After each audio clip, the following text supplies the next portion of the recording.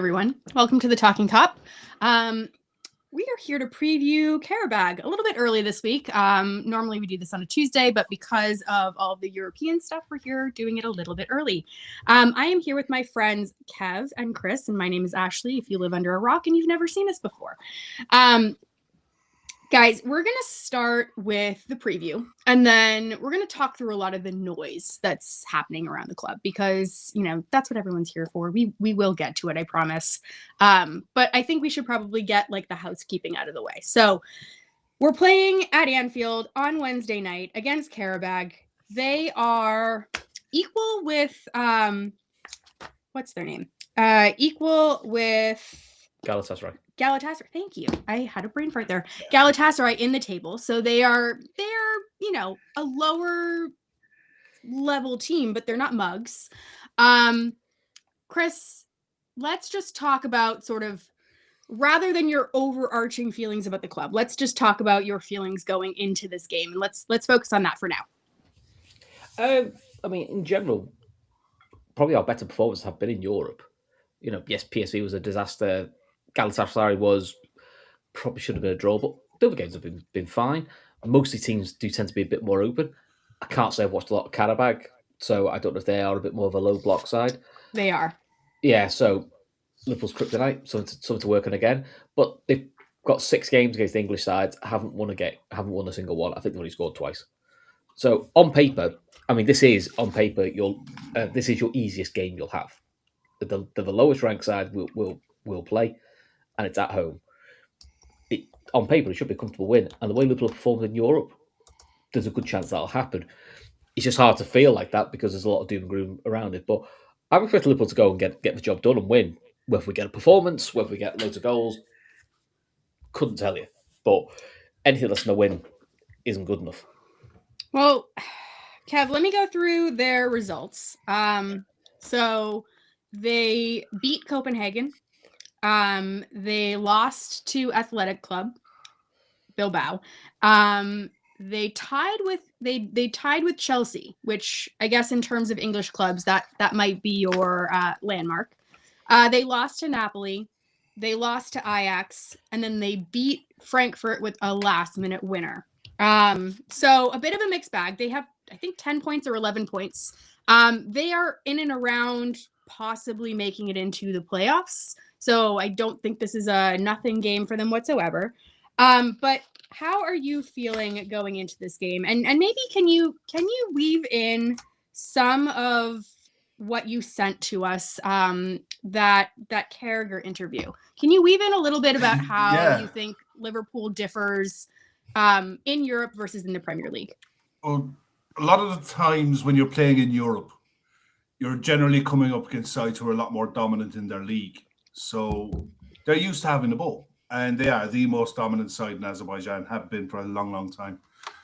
When it comes to European football, they're still real minnows. You know, I mean, at the end of the day, if you go on FootMob and you look at their starting 11 and you go into each player, you look at the estimated value of that player, they've got 2 players over £1 million, and I mean nudging just over £1 million. That's League One level. You know, that's League One level squad value. The game they had against Chelsea at 2-2, I think the thing with Qarabag is they're a good side at home. They don't travel well. And you look at that, when you break down their results, they lost to Athletic Club away from home 3-1. They lost to Napoli 2-0. In fairness, their keeper had an absolute belter of a game. That could have been 5 or 6 for Napoli that night. It should have been a lot more comfortable than it was. It was 2 scrappy goals, really. They missed a penalty on the night as well, Napoli. Away from home, they always tend to play a 4-2-3-1. One of the holding mids drops in to make a back 5 away from home when they're defending, and then when they're on the ball, they tend to try to counter-attack with numbers, but they don't have any real explosive pace. Duran is probably their best player. The Carragher tonight look, Monday Night Football, Jamie Carragher is worth watching. Always worth watching when it comes to analysing games. And he broke down Liverpool tonight in the from the time Szoboszlai scored against Bournemouth to full time. And when you look at the stats, Bournemouth had a lot more, and it just confirms the eye test. Bournemouth had a lot more chances to win that game after it went to 2-2 than Liverpool did. Liverpool have lost 4 games having come back in them this season. For context, on average, over the last 7 years, that would happen once a season. We're halfway through the season, that's happened 4 times. Whether it's a combination, Carragher and Jimmy Floyd-Hasselbaink both said the same thing. It's a combination of things. It's not one thing. It's not one individual thing. It's a combination of player fitness, player mentality, confidence. Everything is just frail. And it was no surprise that Bournemouth got that winner at the end, because they probably think in their own head, it's going to happen again. It's going to happen again. And that's a mentality problem, coupled with a fitness problem. When you saw one of the, just before they got their goal, 2 minutes before they got their goal, we had an offensive corner.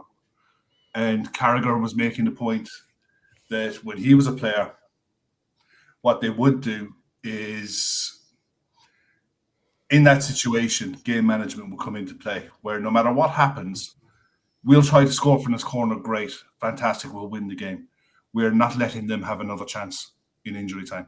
So they would have had extra players around the ring on the edge of the box to make sure that even if Bournemouth had won first contact and cleared the ball, one of our players would have gathered it. What happened was every single player was in the box looking for a cross. There was a ring of 4 Bournemouth players on the edge of the box waiting for us to lose it. And when we did, they went on the counter, and we were scampering back to try to get back.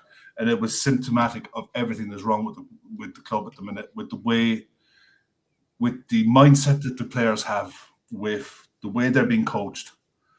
And there's just absolutely no defensive awareness whatsoever from the midfield. They don't sense danger. They don't sense the game situation of where they are. You've got back into a game. It's too old. It's not ideal. It's far from it. But you take your point. You know what I mean? You secure your point. You make sure you get your point. In the end, they went up and had 2 long throws, and they won it. But when it comes to Europe and Qarabag, they don't travel well. Like I said, I expect us to beat that side. I don't think they'll be comfortable. It's the one thing that you look at all their results. I think the most they've conceded is 3. But 4 against Ajax. Yeah, but it's one of those. They're one of those sides that don't get battered. They're in most games. I expect us to win. I expect us to win by at least 2 clear goals. But I think we'll have to work for it, because, as I said, in the Premier League, our confidence is on the floor. But in the Champions League, we're not actually in a bad place. Mainly because most sides, as I said at the very start, Qarabag domestically dominate the ball. They dominate their league. They're used to having the ball. They're not used to sitting in a low block and defending in shape and being really organised. It's not natural to them.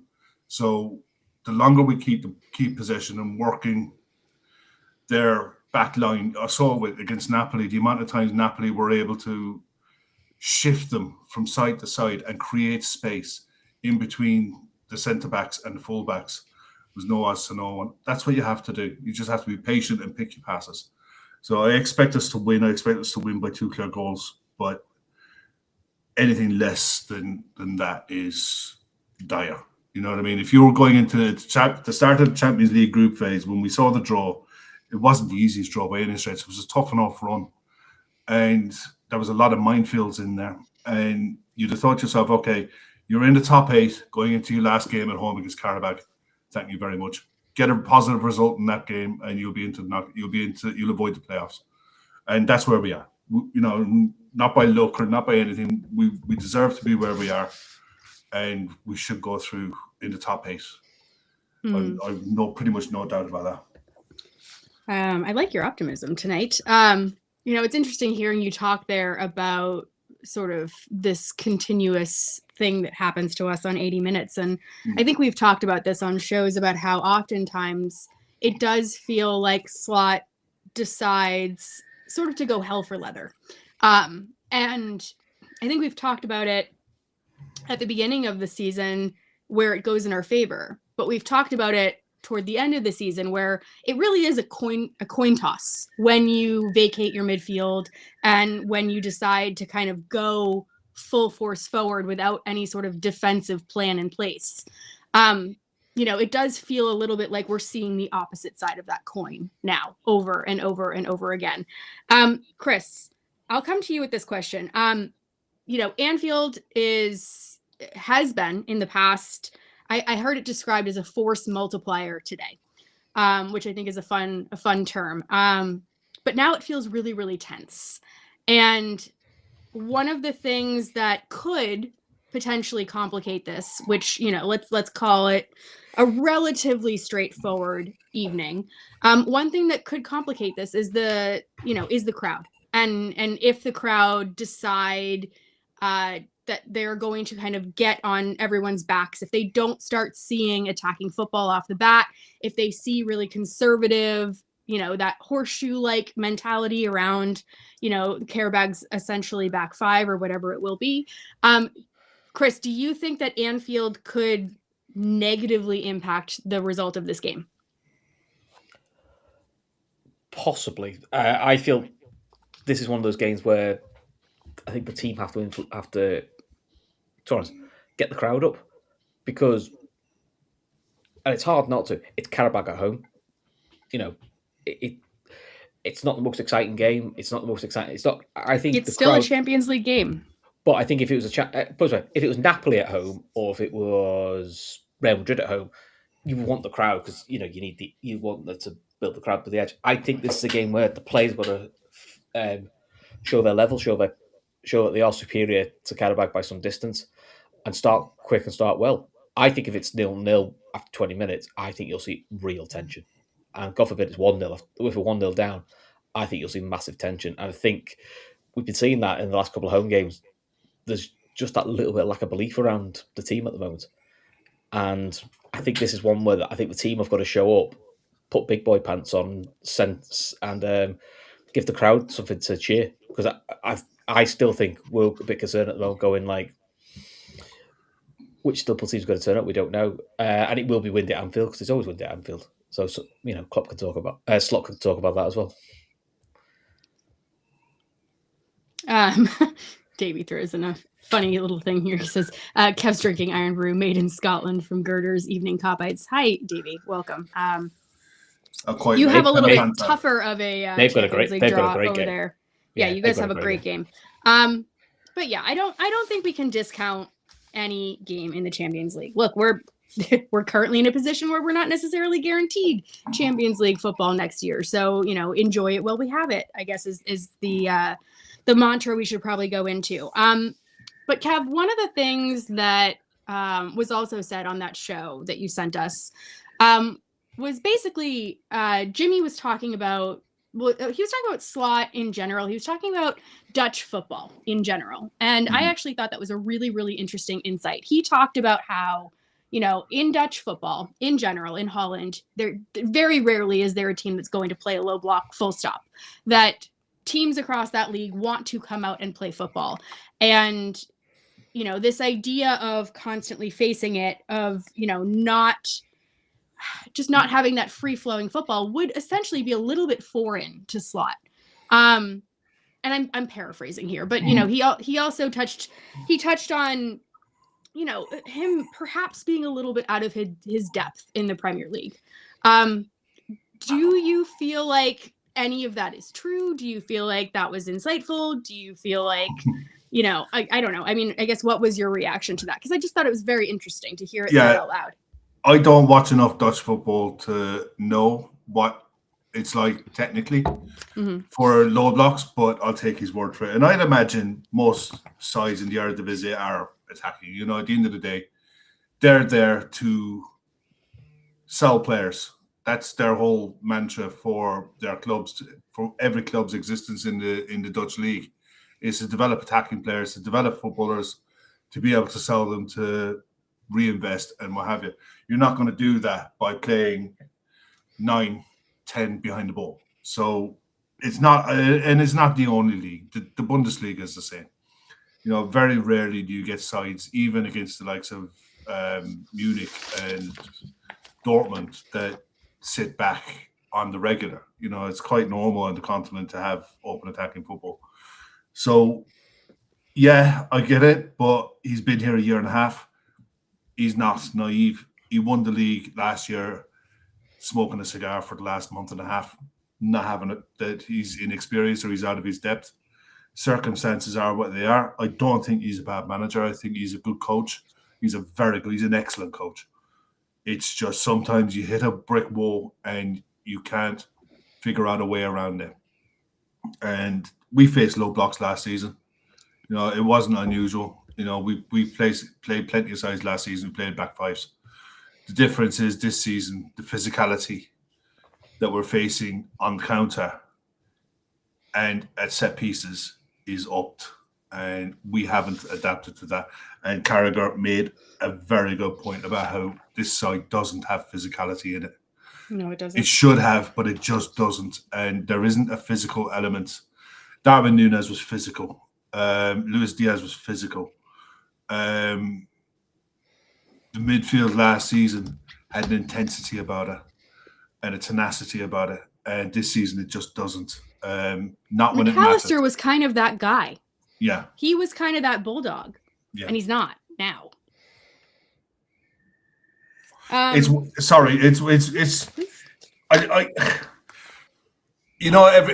manager goes through this where their plans have been figured out, and you have to readjust and reassess what you look at the makeup of the squad that he's got at the minute. And I think he's after the PSV game, he stopped the rot, and that had to happen. But you're trying to figure out a way of scoring more goals and conceding less with the players that are available to him now and to the end of the season. And if you go out with a squad of 15 outfield players at his disposal plus Rio, and try to be aggressive in your press for the next 20 odd games, 20, maybe 30 games left in the season between League, Premier League, FA Cup, whatever it is, you're going to have hamstrings snapping left, right, and centre. So they have to work out a different way of playing. I think that's why we don't often see us get caught in a mid-block anymore. We're either going forward or we're dropping off. We're not in that mid-block anymore. It's very rare now you see, I think the Bournemouth one aside, a one long ball over the top, splitting two centre-backs, catching a runner, going from deep. You don't see those goals. The goals that we're conceding tend to be set pieces, scrambles in the box, or a wonder strike from the edge. Or gifts. Or gifts. So, I mean, we're at the stage now, we're not signing anyone. So the squad is what it is. And that's not going to change. So they have to work out a way of getting into the top five with what they have now. And I don't know I genuinely have no idea how he's going to fix it. I don't know, because I'm looking at that squad and there's too many senior players that haven't down tools, but there's too many senior players that aren't performing to the levels that they need to be performing at for us to be able to win enough games to get into the top five. And that's just the truth of it. Yeah, no, I mean, even just going off of points per game, we're not going at a rate that we can get top four. Just to back up your, I was going to say back up your defense, but that would have been a pun. Back up your point about the Bournemouth game and about sort of our lack of defensive solidity. I'm looking at the stats here, and we were outdone for tackles, interceptions, blocks, clearances, duels won, and ground duels won. The only thing that we dominated defensively was aerials. Yeah. Other than that, they completely swept the floor with us in terms of their, defensive tactics. Chris, you sent in kind of a cryptic message. It came from Sabazlai's Instagram post, and it basically said, take the risk or lose the chance. And we were laughing because we were like, oh, well, we don't like riddles. But if you just take it at face value, take the risk or lose the chance. I don't know if he's talking about slot, but I'm going to insinuate that he might be. Chris, do you think that this could be Slot's last stand? Do you think that this could be, win or lose, really? Do you think that this might be the end of Slot? Or do you think that if he does take the risk, maybe he can continue being our coach? Honestly, I don't know. There've been a couple of runs of results where I've generally thought after the PSV game, I thought it was a good chance he was done. I'll be honest, this run of no wins in 5 this year, you're like, it just doesn't feel like it's getting any better. It feels like, yes, he stopped us conceding goals, but we've completely lost our way as an attacking force. And the bit I can't get my head around, we talk about, there's no the defensive mindedness, especially the sense of midfield is the one area of the pitch that had no disruption. It's the same lads. They've played a year under Slot. They've played a couple of years under Klopp. They know the league. They know the Premier League. They know how physical it can be. Yes, maybe teams will do more, but they know what's required. They also know what is required defensively. And they're just not doing it. Now, I can't get my head around it. Is that unprofessional? Is it unwillingness? Is it they're playing to a plan and they don't, and it's not working out? I generally felt when we had everyone, when you look back, you see everyone fall for that last corner, which ends up, being done with a counter. I think that says from the players and Slot, it's pure panic of we can't have another game not winning. I think they all look lost. They all look panicked. If it's not easy, I just. But you don't get panicked if you're prepared, and I think that's where my issue lies. If you're prepared for, let's say, a counterattack, if you're prepared for a late onslaught of chances because you know that's what teams do against us, you should be in a place where you don't need to panic. If you give away a goal cheaply, as we tend to do, at this point, that should be commonplace. We should have a plan in place to basically get set. And whether that's defensively be solid for 10 minutes and just shut it down and just gain control of the game again.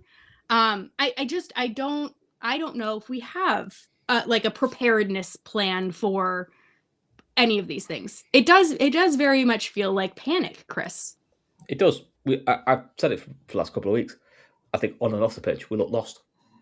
Which is why, as much as you don't want to see a manager lose his job, my gut feeling now is he's there to the end of the season because, and everyone says unless something dramatic happens, but I kind of feel we've had enough dramatic poor results or losses or indifferent form for 6 months now. And to be honest, they haven't really decided to twist.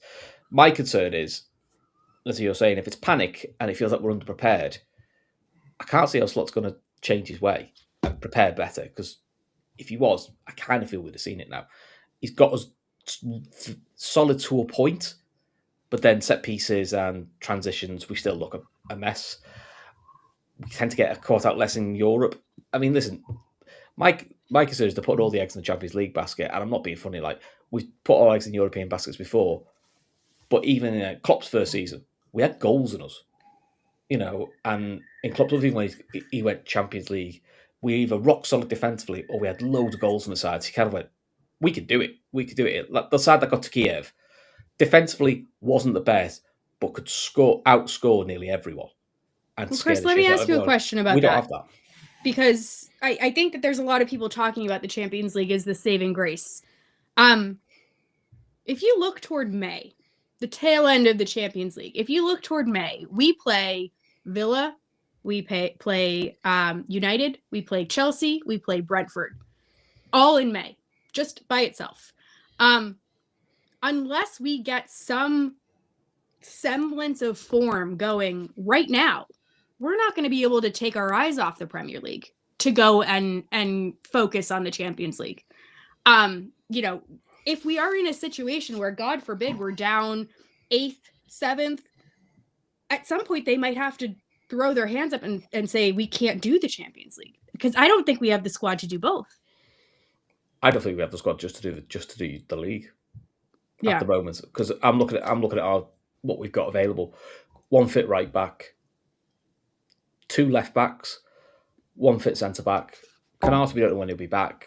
Understandably, Gomez, you never know with a Gomez injury. Could be a week, could be the whole season. You just don't know.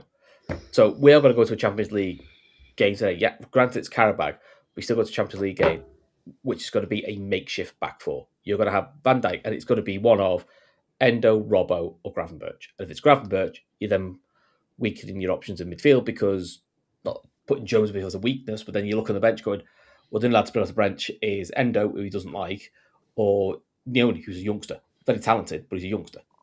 So yeah, no, it's just something that I was thinking about. Kev, do you want to walk us through your lineup?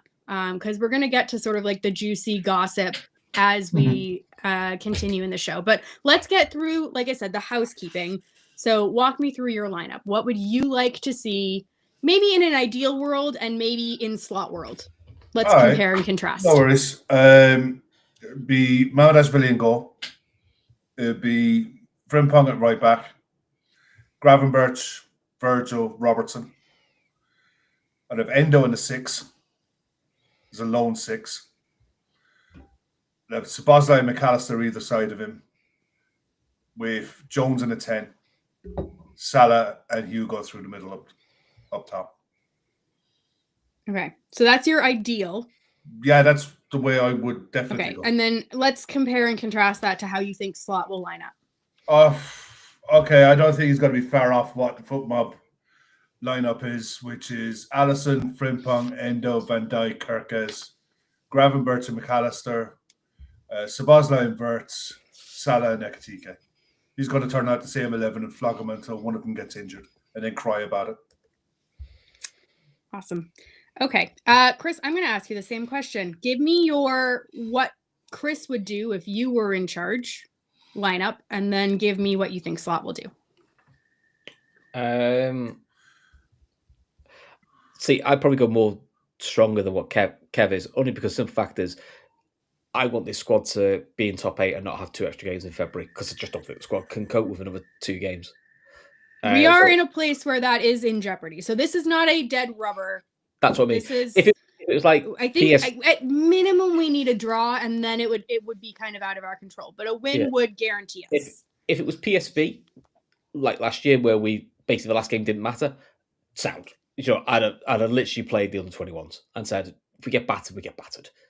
I think Alisson will play as long as he's got no niggles of his knee. I think Frimpong will play, Kirkes will play as full backs. Van Dijk, there's part of me that thinks, would he go Robbo for experience? But I think he'll stick with Endo, because then it's only Endo as a right centre-back, which is only one chaser back forwards. I think if you put Robbo in, it's swapping centre-backs around. It's causing more challenges. Midfield, I think I'd do Szoboszlai, Gravenberch. I'd do Jones. Give rest McAllister's legs a little bit. Wirtz, and then I'd probably do Ekitike and Salah, because at least then you've got McAllister off the bench as a midfield sub. You've got Gakpo off the bench as a senior attacker, and then you've got Rob off the bench as a senior defender if you need it. And then you've got the wild cards of Neoni, Rio, possibly Chiesa. Again, Chiesa, I don't know if he's fit. I'm working on the basis that there's no... he has a muscle injury right now. I have not seen anything to indicate that he's fit. I'm working on the basis there's no Gomez, there's no Konate.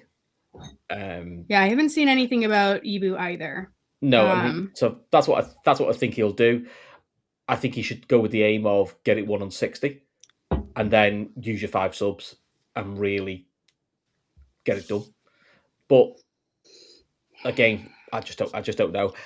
I'm a bit nonplussed at the moment, so that's what we should do. We should win. What's your prediction? Because Kev already gave his. 3-1. Okay. I'll go Ekitike, Szoboszlai, Wirtz, and Endo will score for them, because why not? It just feels like that would be incredibly cruel on poor Endo. But it'd be incredibly it'd be incredibly that one of our own players will kick it in from a corner just because that's just what we do at the moment. So yeah. So Emmett asks here, is Allison fit? Had a swollen knee after Saturday, so it could be Marmadashvili. You're absolutely right. It could be. We obviously, because we are dealing with scheduling and things like that, we don't have the press conference to go off of for this. So we're just kind of working on what we've got. It looks like, so be it.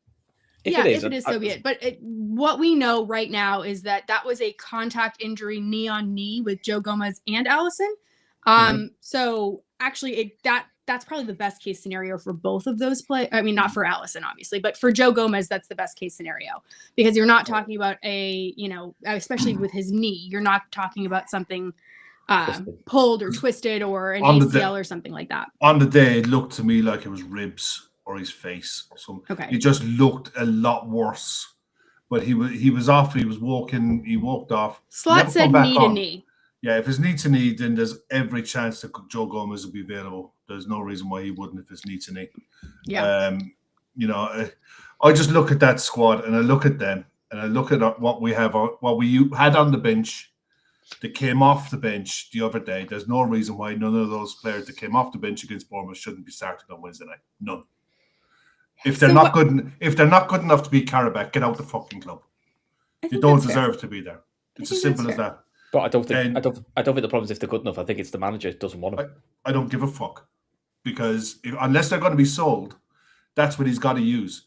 We've got what? How many games we got left in the season in the league? About 20 when you take cup games in and everything else. So 22 games. If he plans on using 13 players, forget it. Not only are we not going to go anywhere near in Europe, we'll be lucky to finish mid-table. We will finish outside of Europe, full stop, if he doesn't start using this fucking squad. Ideally, Rio should start. Jones should start. Robertson should start. They have to be good enough playing against a side like Qarabag, who do not travel well, who are a poor side. So Rio just played in the U21 game. Yeah, and by all accounts, he was spectacular. Yeah, he played a half. When I was reading up on Qarabag and when I watched the limited amounts that I've watched them, I certainly don't have Azerbaijan TV. But when I do watch them, they tend to be really narrow. They're set out to frustrate. They do sit back. Having someone like a Rio to go and actually have some like an actual winger, like a real actual winger.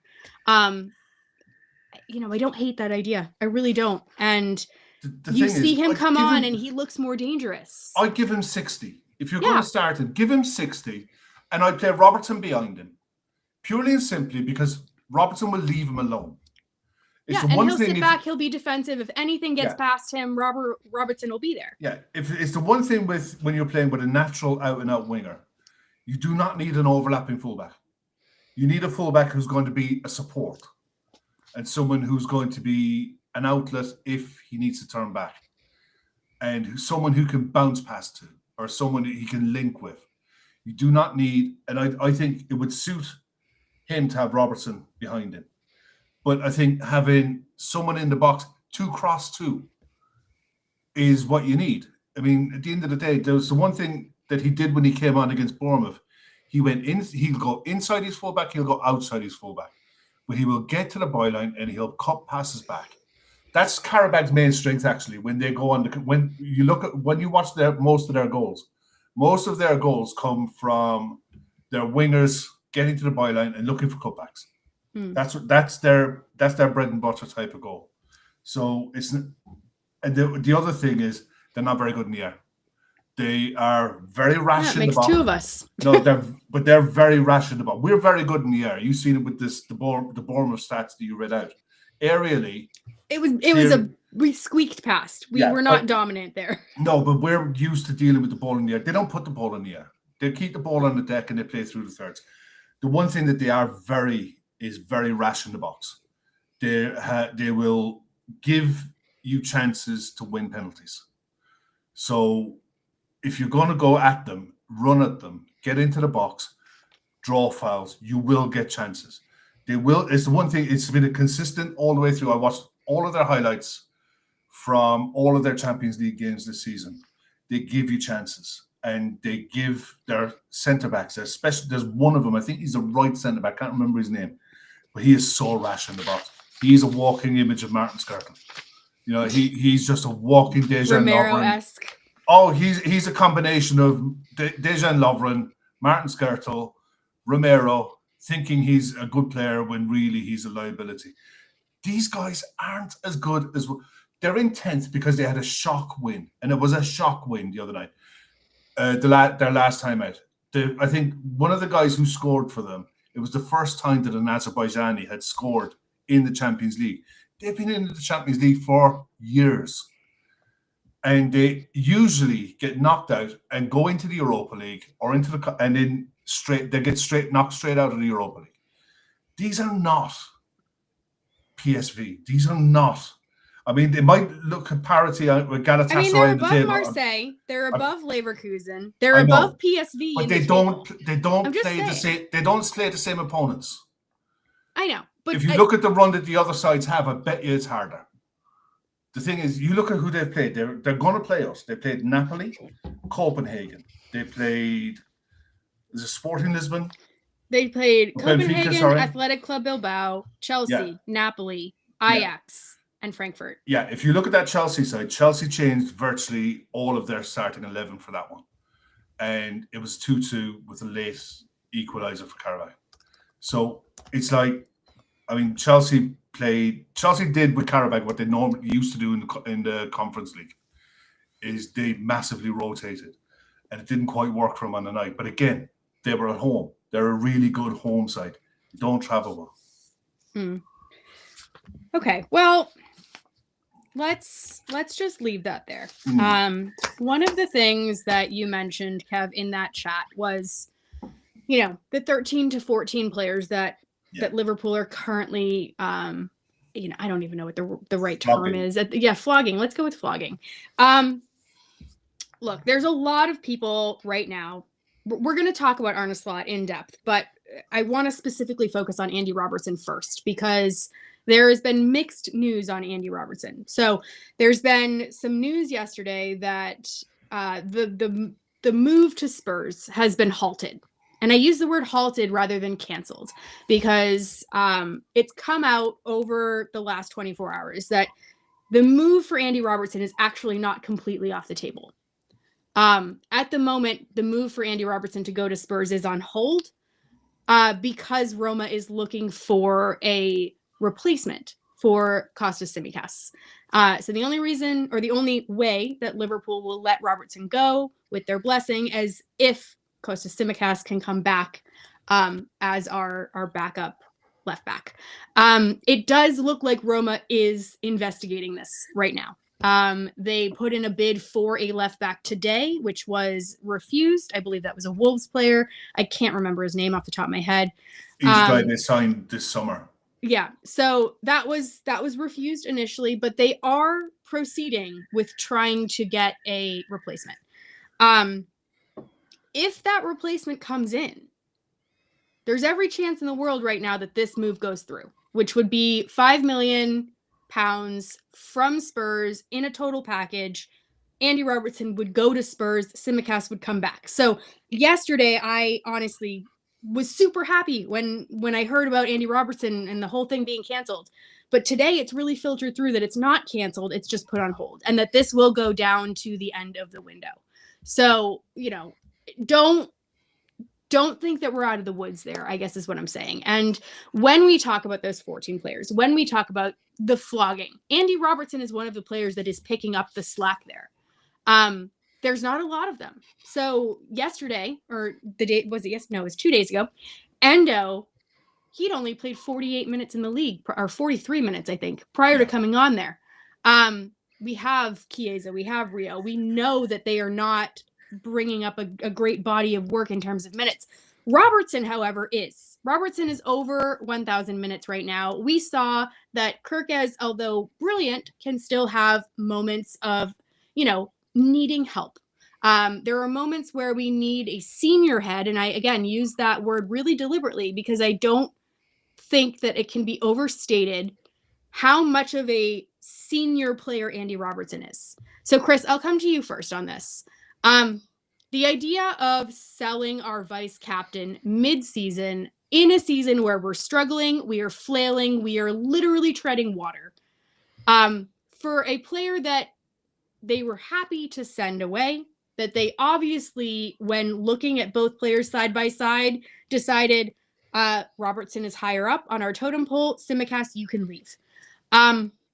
That is still on the table, Chris. That is mind-boggling. The idea that they are still entertaining the concept. So yes, it is on pause right now, but they are still entertaining it. It has not been completely wiped off the table. It's moronic. I can't put it in a way. It's arrogance and moronic. You're basically taking Andy Robertson, who is the better of the two left backs. He's your vice captain. He's also actually at the moment your centre back cover. Because fuck me, you're not going to play Costa centre back, are you? No, unless it's against Forest, in which there's a reason he went to Roma, and there's a reason he's not getting reckoned against Roma. He's not good enough. If he's not good enough for Roma, he's nowhere near good enough. He's only gotten about 300 and some, under 400 minutes for Roma, and he isn't even playing as a left back. He's playing in midfield, honestly, for Roma. Yeah, honestly, I'm sick of repeating myself with him. Richard Hughes, Edwards, pull your fucking finger out. Squad needs help. Get it done. You're not going to. So on your head, be it with the arrogance. Because to me, you've left the squad with no defensive depth as well as no wide depth. If you think that's going to do us now with who is missing and who we've got left and the form they're in and the confidence that's on the floor, you're fucking kidding yourselves. And if it does happen, it's a fucking miracle, and it's not down to your big brain cleverness. It would be a fucking miracle. So look, I think it's moronic, stupid. It should have just been canned, never leaked out. If you want to get rid of Andy Robertson, do it at the end of the season. He has his big goodbye, which he fully deserves. You know, and we go from there. But moronic, it's moronic, and I can't put it in any other way than that, to be honest. Yeah. Kev, I just want to make sure that we, cover this from you and from Chris. Look, this has come out today that this is still on the table and that Roma is exploring finding a replacement for Kostas Tsimikas, which tells me this deal is not dead in the water as was initially proposed yesterday. That this is ultimately, we're kind of at the whims of the transfer market right now. The only way I could justify it in my own mind is if you're bringing back Kostas to sell him to bring someone else in.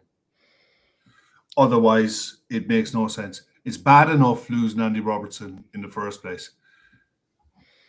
5 million for your vice captain, one of your leaders in your dressing room, your culture setter, all of those things. Yeah. All that stuff that goes with him, all the experience, everything that he's gathered in all of his time at Liverpool, watching it walking out the door to a side who potentially could be a rival in the next year, 2 years, because of the influence he could have in their dressing room over the next however long he'd be at their club. The only way I can rationalize it in my head is if you're bringing Kostas back to sell him, to then bring somebody in who will impact the starting 11. Otherwise, it is pointless. It is absolute brain dead stupidity, and it should cost someone a job, whoever sanctions it. I mean, there's about 5 days left in the window. There's 5 days left. So, look, if you want to hand me Schlotterbeck, who can cover center back and perhaps left back. But it would have to be that level. Absolutely. Well, that's what I'm saying. Yeah. It would have to be at that level to make this make any sense. Anything other than that is just bonehead. Yeah. It is people at the top of the club it's actually people at the top of the club just wearing blinders, in my opinion. They're not reading the room. You go online and you look at the relief from every fan when they saw the Joyce tweet or whoever, I think it was Joyce, the Andy Robertson deal is off, the club have pulled it back. they're not interested in letting him go at this time. The relief, and we saw it in the chat and the post-match, and that continued into Sunday night. Mhm. It was palpable. So Sadly, that would feel like a win at this point in the transfer window. But the idea that, look, I don't get the idea of why it was leaked in the first place, because it would have been leaked from our side. I can't understand why it was leaked in the first place if it wasn't set in stone and done. But they seem to like having their names in the fucking paper for whatever reason I don't get. I mean, unless it was leaked from the agent side on Robertson, I don't know. I think it goes. I think it goes through. There's no need. I don't think, because it was Joyce and Edwards, and they're always But again, there's no need. What Kev's talking about with the selling Simicast and bringing Nico in, or the Schlotterbeck thing. They're not quick deals. They're not deals you do 5 days for the window. They're pipe dreams. That's what I mean. That's the only time you justify it. You do that in January 1st. Listen, those deals are the ones that you do when you stump up the money.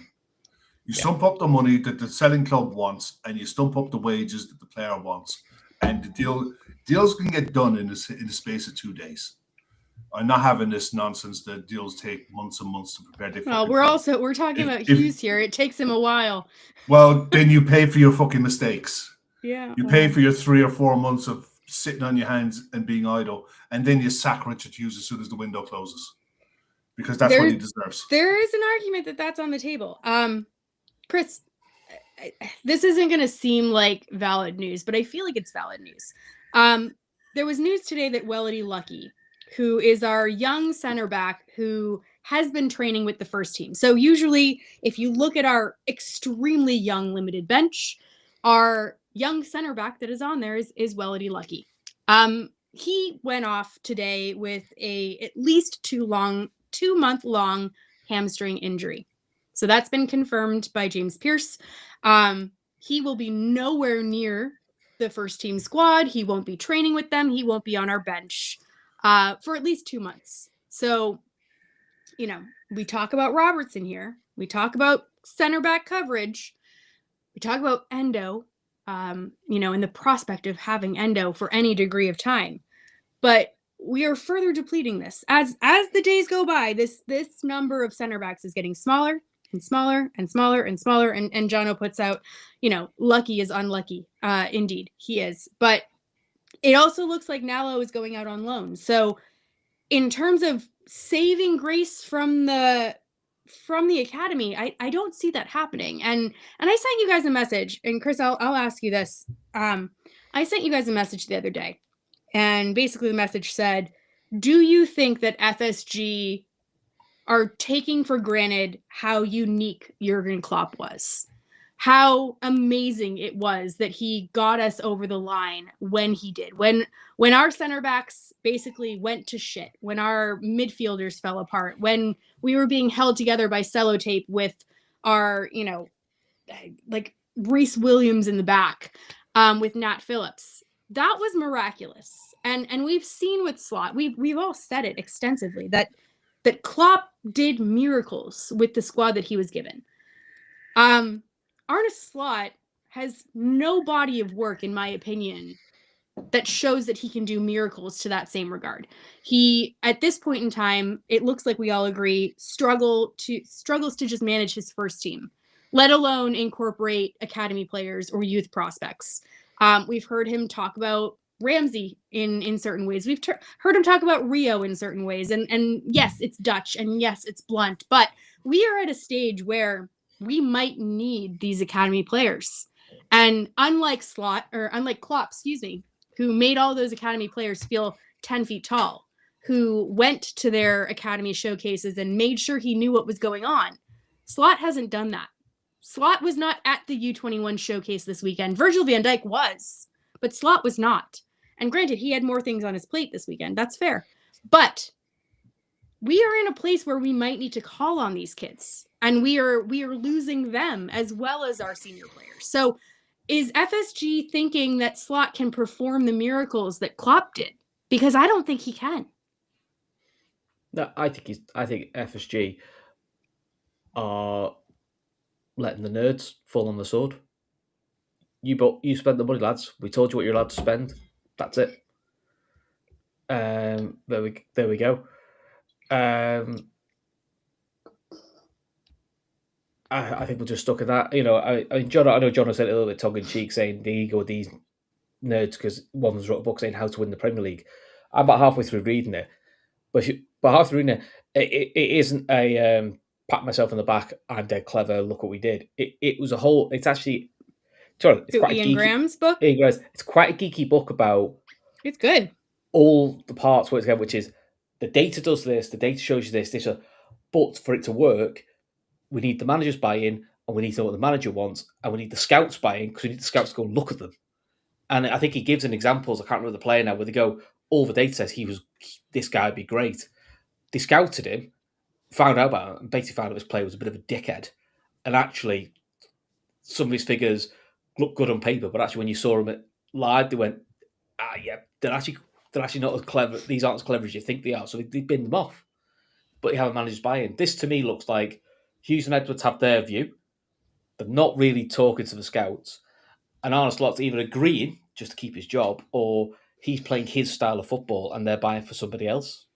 It just doesn't look like joined up thinking. But if I'm honest, I said back to you, said, how many season-ending injuries do you need before they act? And I just think they've decided we're going to go with what we've got.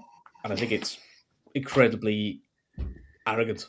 I don't think it's naive, because I don't think they are naive to get to the level they are. I just think it's arrogance now, which is we're clever, we know best, and we can get this done. And what could see happening, which would absolutely fucking wind me up more than anything else, then, is we get to after Newcastle, and then they go, right, we're going to pull the trigger, move Slot on, and bring a manager in who can't fucking do anything then, because he's just left with the squad, and they'll go, wow, well, what can you do? Sorry, the window's closed.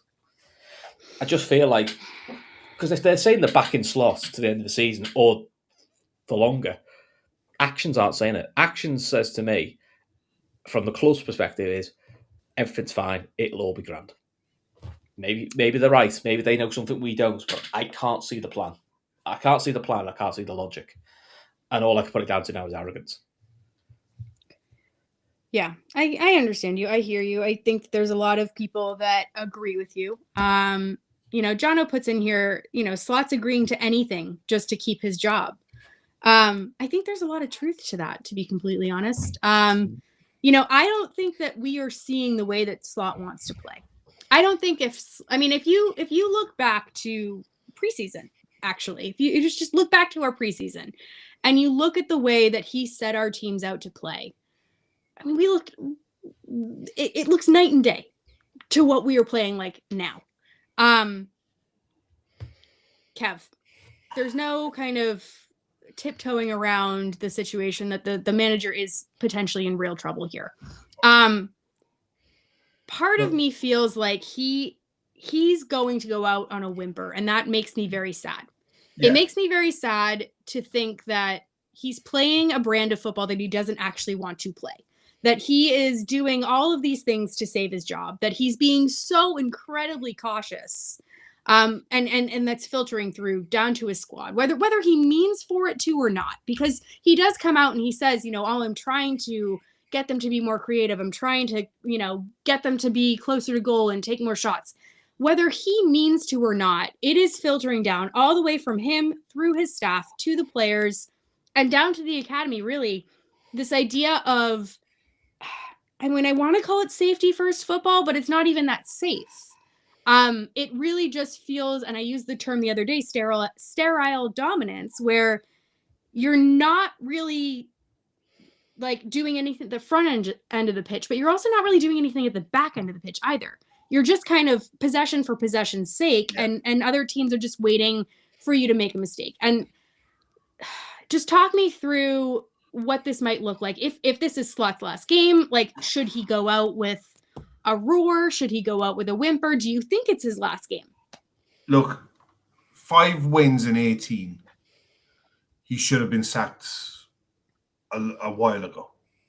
All right. On form alone, he should be gone. In the same way as Brendan Rodgers losing to Stoke should have been his last game. Liverpool as a club don't tend to pull the trigger early. They leave it as late as possible and give the manager every chance. They always have had. You know, it's very, very rare. I think Roy Hodgson is probably the one where they just went no. They Even do he got- give the Even he got longer than he probably should have done. yeah, they do give their managers every chance. But the eyes don't lie. The eyes don't lie. And when you're watching a game, even on, I mean, it's the one thing you can say about the Klopp side, and you look at the side who was playing with Nat Phillips and Reece Williams at the back. That side had goals in it. You had It was also being abundantly cautious at the time, but Yeah. it still had goals in it. it had a front three that functioned and knew how to work together. It had players coming off the bench who knew the system, who knew how to play in it. There was nothing new in it. It wasn't like they were trying to reinvent the wheel. They were coming in, they were well drilled. This lot aren't. They're throwing everything at the wall, hoping something sticks, and then they run with that for a while until it doesn't stick and it falls apart. And then they try to redesign the wheel again and hope that sticks. He is limited by the amount of players available to him. And that's just a fact. But when you've got senior players who've fallen off a cliff, you have to find a way of pulling them back up and finding a way. You have to find a way to get Mo Salah scoring. You have to find a way for Virgil van Dijk to rediscover his confidence and his dominance as a centre-back.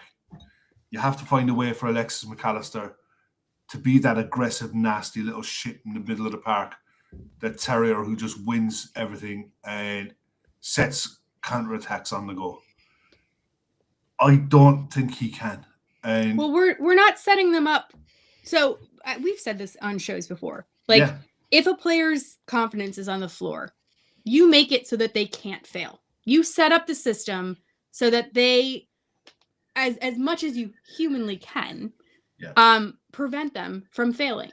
So you make sure that your two center backs are not left exposed, for example. If your center back's confidence is on the floor, you make sure they are not left exposed. All we are doing is leaving our center backs exposed, especially with this new method of, this 4-2-2-2-2, where you have the wing backs bombing up, where you literally end up with a situation where a lot of times it's just the two of them back. And yes, sometimes Gravenberch will drop deep, but honestly, sometimes he forgets, or sometimes he's too front-footed to remember to do that. I don't think that we're setting them up for success. I really don't. I'm looking at some of the numbers here, and I sent you guys some of these graphs. Yeah. I know that I'm not on a show with Gav, so I'm going to throw this out there. Our XG per shot has gone from 0.125. It has peaked up at around 0.14. It is now almost zero. It is 0.090. It is as low on the graph as it has ever been under slot. So that means basically that our quality, our shot quality, is as low as it's ever been under slot. And not by a little bit. Like, I'm talking massive downward slope, like downhill skier scenario. But all it does is it confirms your eye test. Exactly. When we are taking shots, they don't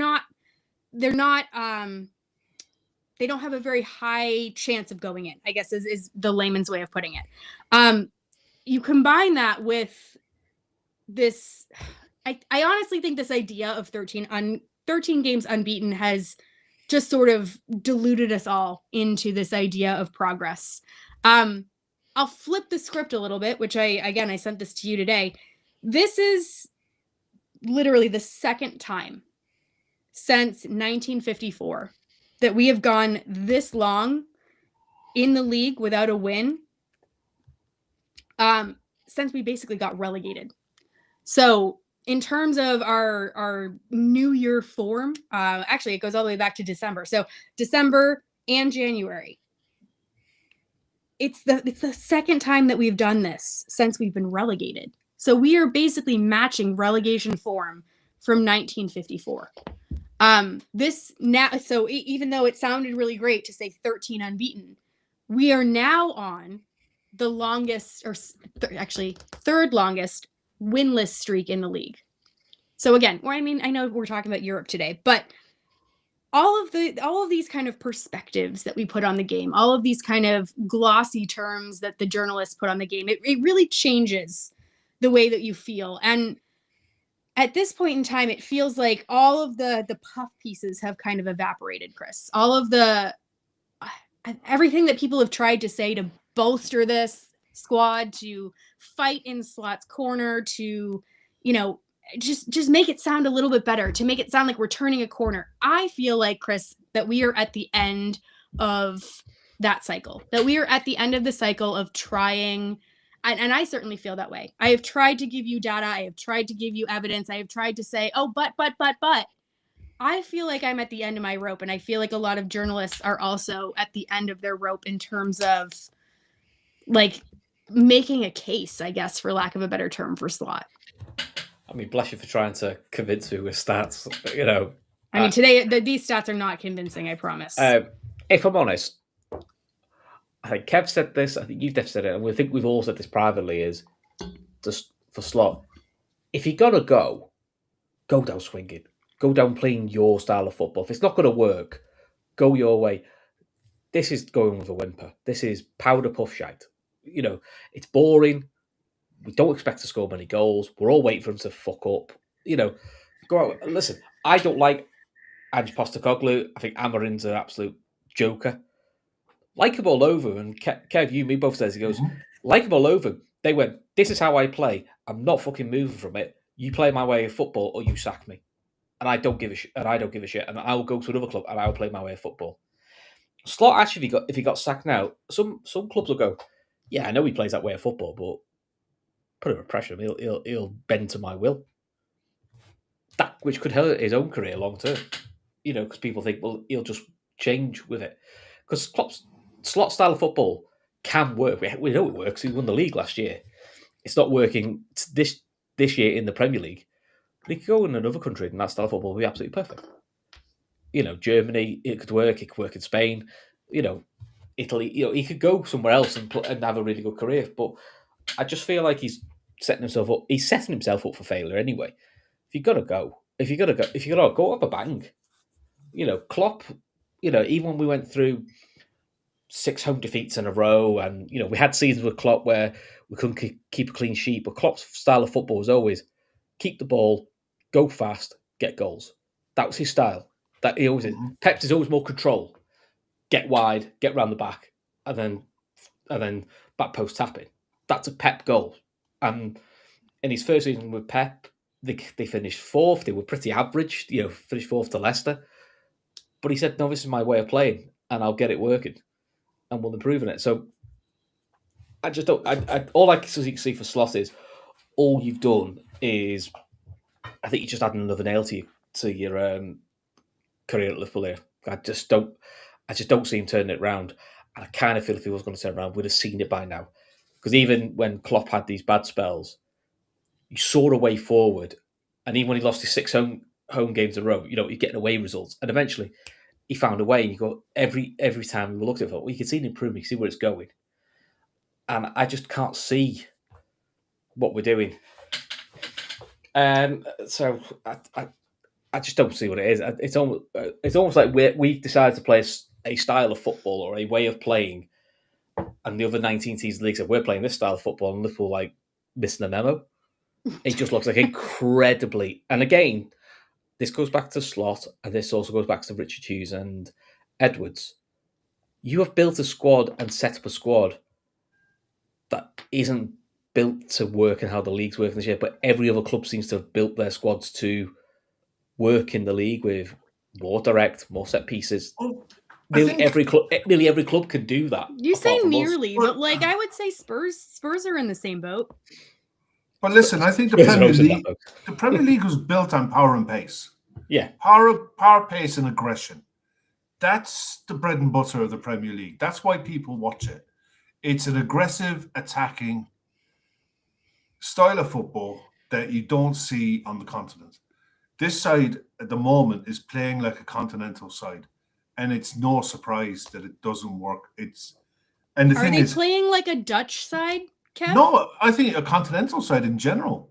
I think it's no surprise that the way Marseille played against us was tailor-made for us, because that's what we're kind of built for, you know. But the problem comes down the line when the better European sides, and if we get drawn against an English side, That's the which big is one. very possible. yeah, it's going to It happen. will I mean, happen. it will happen. So, I mean, it was funny enough. I was looking at, because I don't know if this is a new thing from this season, but I had a quick look at FootMob to see what the potential.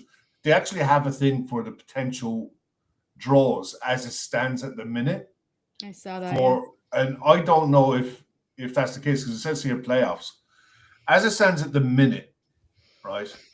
Qarabag, if they finish 18th and everything's all equal and the table stays as it is now, would play Galatasaray, Juventus, or Dortmund in a playoff. And that winner of that group of 4 would play Arsenal or Bayern Munich in the round of 16. Good luck to those guys. We would get Atalanta, Inter Milan, Marseille, or Bayer Leverkusen in the last 16. Us or Madrid would get that. The other option, you know, so it'll be one of those 4 will be drawn against Liverpool or Madrid. There's not going to be an easy draw. If all things are equal. There's not going to be an easy draw in but there. I wouldn't mind that draw, because it's not a Premier League draw. There's no Premier League side in that draw, so I'm happy with that. Yeah, but all of those things are going to change. There's so many variables in play. Once you get into the last 8, it's an open draw. Anything can happen. But tomorrow, you know, Wednesday night, fully expect us to go and win that game. And as I said, I expect to win it by 2 clear goals. And whether he starts with the players who came off the bench the other night, or those players come off the bench again, they're good enough to beat this Qarabag side, irrespective of the Premier League form, because that Qarabag side would struggle in the Championship, and that's just the truth. You know, I don't care. I mean, I'm looking at you take the names out of it, and you look at the quality of the Champions League. Yeah, the sides that are in the top 8 at the minute are playing well. There's a couple of other sides like the Man Cities of this world who are outside of it, but the bottom half really are not. It's not the European Cup of old. It's not the Champions League that we grew up watching.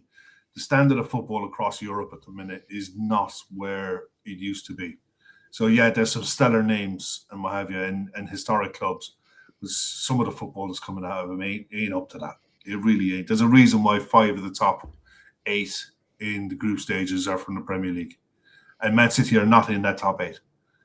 And I expect them to probably get back in it. Yeah, I do too. So that tells you where the Premier League is as compared to the rest of Europe. And it tells you where the money's going. And it tells you why the Premier League is as competitive as it is. As much as we don't like to admit it.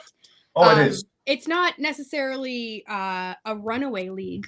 I think right now there's a lot of really evenly spaced teams that can all take points off of one another. But that is due to the money that is in it and the fact that it can be spread across all of the games.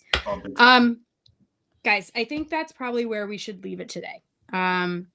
You know, there's a couple little bits of news that have come out just with regards to academy players. It looks like Kumas is back, but he's going out on loan. On the flip side, it looks like McConnell is back, but is staying, which is interesting. McConnell was a big favorite of Slot's. He was one of the ones that he kind of tipped to actually make a difference in the team. So he might be one that actually gets involved. Yeah. Well, if you're going to let Nallo go out on loan and you got McConnell back, I'm cool with that. I don't know if they're going to. I think they're still resistant to letting Nallo go, or not Nallo. I thought you meant Nioni. Nioni, sorry, yeah. I don't think they're going to let Nioni go on loan. Long term, it would do him a lot of good. I agree with you. But again, those kind of things will get sifted out over the next couple of days, and that's probably all. I'm pretty sure the loan market is open past the closing of the transfer window as well. It usually is. I think it is. For, I think it is for like championship. If you want to loan down, if you know what I mean. Okay. The other thing I saw today was Harvey Elliott on his own kind of, I think he was filmed basically saying that he wasn't going to be going to Charlotte. So the move to the MLS looks like that's off. He was on the bench for Villa. He did not get used, but it looks like he's probably going to stay at Villa. At least that's what it looks like right now, especially hearing that McGinn is going to be out for a significant period of time. So it looks like he's probably going to be there just as an insurance policy. So I think that's all of the updates. The young center back did officially sign today as well from Austria, but he's 17 years old. And honestly, I don't like talking about academy players because I feel like it puts them in a spotlight that they don't need. Tomorrow we are going to have our Good Process show. So our Good Process show is over there on Patreon, down in that little corner. There's a link. You guys have spoken very kindly about it. I am very passionate about it as well, and I hope that it comes across as such. But basically, I will go through all of the ridiculous incidents that happened this weekend, and there are plenty. I will break them down. I will talk about rules. I will give you some comparison videos as well, and Gav and I will just kind of talk through them with a beer and just sort of have a good time. It's our version of the ref show with Dermot Gallagher, but it's 100 times better. And I'm not even tooting my own horn. No, you're not. You can find the clips. I even find the clips to show that it's 100% better. So that's there. It's the price of a coffee. There's also, I think, a free option where you can just try it and see. So that's there. And then we will have our regular post match on Wednesday. We will continue with our post match, which everyone seems to like, which is fantastic. Thank you, everyone. That's over on Patreon as well. Then we do preview, random show, reaction show this weekend, and our regular Saturday night show. So full week full of stuff. There is no days off for us. Andy kindly puts, "You're a professional broadcaster." Thank you, Andy. I don't know if that's true, but I do try, at least on YouTube. But yeah, so I will set up the docket for that tomorrow morning, and I will have that all set up. That's going to be at 10 o'clock tomorrow night. Otherwise, I think that's it for us here. Oh, the women won. Oh, okay. Good. Chris, do you want to talk about that for a sec? Yeah, the women won finally 2-0. So still bottom, unfortunately, but now they're within 2 points of jumping 3 places. So scored in the 93rd and 94th minute, which Kev and Ashley got the expletives from me of how excited I was. Me and my daughter have watched enough shite defeats, so I'll be honest, I actually needed that game on Sunday. I'm not sure how to cope with another draw. The Irish girl was really good. Yeah, Denise O'Sullivan. She's a quality. No relation to you. No, but we are from the same. We are from the same county, so yeah. You go back far enough, there probably is a relation. And the young striker, I'll be honest, whose name I cannot pronounce. She was excellent. That's her first game in England. Quite gangly, but quick. Really good in the air. Best player on the pitch was Kerry Holland, but she's been best player on the pitch for Liverpool for about 3 years now. She's excellent. Welsh international, really, really good. So yeah. Good times, and we've got the derby in a month's time in the FA Cup. Where is that to? St. Helens. At St. Helens. Okay. So it's live on. I think TNT is showing that one. So it's nice that there's a little bit of positivity somewhere in the club. There you go. And we'll take whatever we can get. Hopefully, what we will get is some more positivity on Wednesday, so that we can talk about it on Wednesday night. Avo, I do not think it's Kev's love's child, Definitely but you can not. dream. You can use your imagination. We love imagination. Definitely it's how we kind of deal with the dark times. But yeah, I'm gonna cut it here.